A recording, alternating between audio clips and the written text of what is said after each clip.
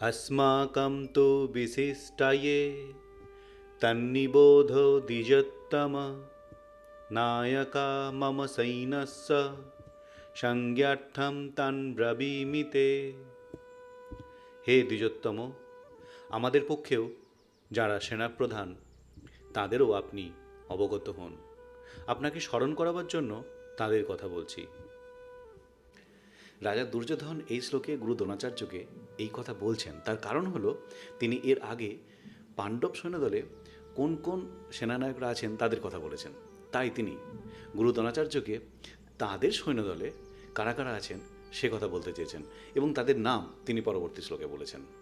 এই শ্লোকের তাৎপর্য হলো এই যে যেহেতু তিনি এর আগের শ্লোকগুলিতে পাণ্ডবদের সৈন্যদলের কথা বলেছেন, তাই তিনি এবার কৌরবদের সৈন্যদলে কোন কোন সেনানায়করা আছেন সে কথা তিনি বলতে চেয়েছেন। সপ্তম শ্লোকের তাৎপর্য এটুকুই। নমস্কার।